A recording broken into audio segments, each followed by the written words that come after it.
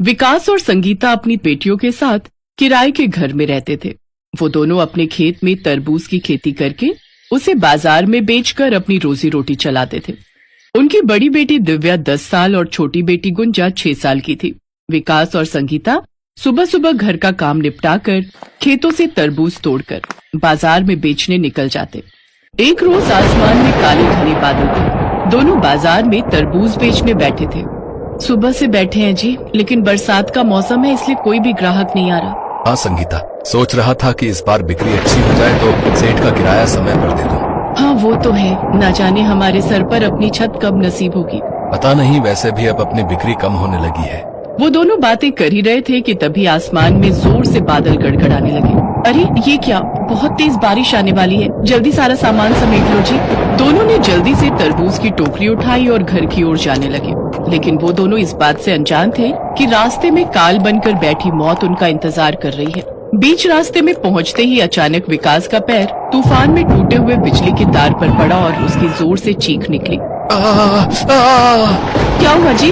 संगीता ने जैसे ही विकास का हाथ पकड़ा, उसे जोर का बिजली का झटका लगा और वो दूर जाकर गिरी। उसे समझते देर नहीं लगी कि बिजली का करंट लगने से उसके पति की मौत हो गई और इस सदमे में संगीता भी अपने होश खोकर वहीं पड़ी रही।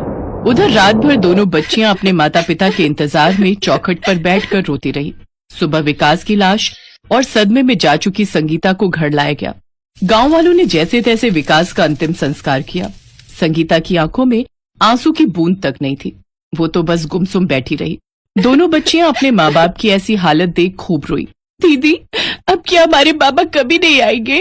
और माँ, वो कभी ठीक नहीं होगी।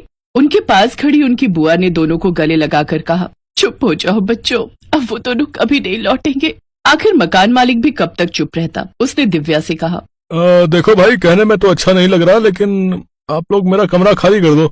मेरा पिछला किराया भी विकास ने चुकाया नहीं और अब आगे तो कोई गुंजाइश ही नहीं है किराया मिलने की, तो इसलिए अब तुम मेरा ये घर खाली कर दो जी।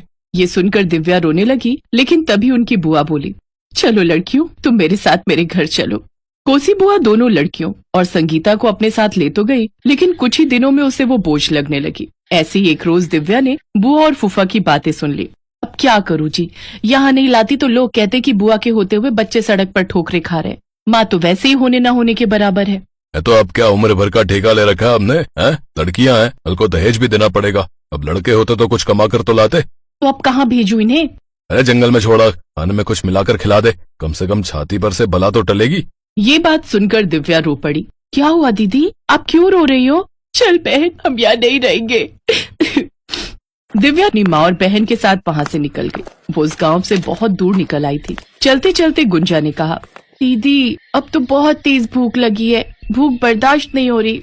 वो देख गुंजा, सामने क्या है? नदी, उसमें से चलकर पानी पीते हैं, थोड़ी भूख शांत हो जाएगी, फिर खाने का कुछ सोचते हैं।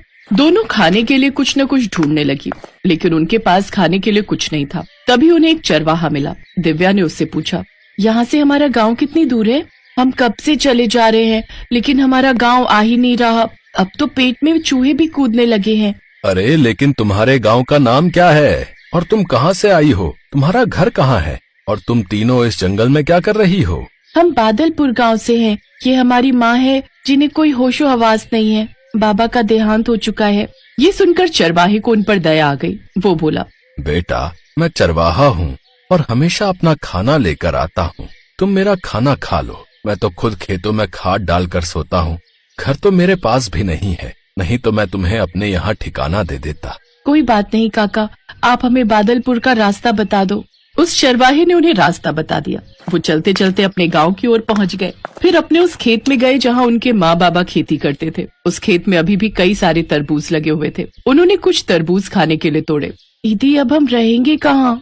तभी काले बादल होने को आ गए और जोर से बिजली कड़कने लगी। ये देख संगीता को वो रात याद आ गई और वो जोर जोर से चिल्लाने लगी, नहीं नहीं, गुंजा के बापू, आप हमें छोड़कर नहीं जा सकते। इतने दिनों बाद अपनी माँ के मुंह से आवाज सुनकर दोनों लड़कियां बहुत खुश हुई और वो अपनी माँ से लिपट कर रोने लगी।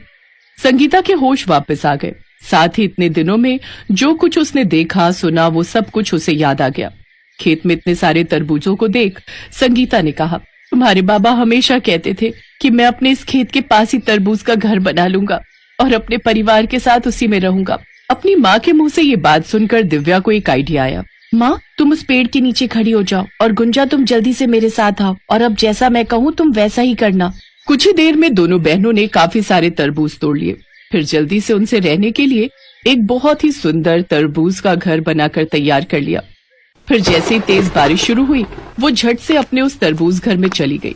कुछ ही दिनों में सारे गांव और आसपास के गांव में उनके तरबूज घर की बात फैल गई।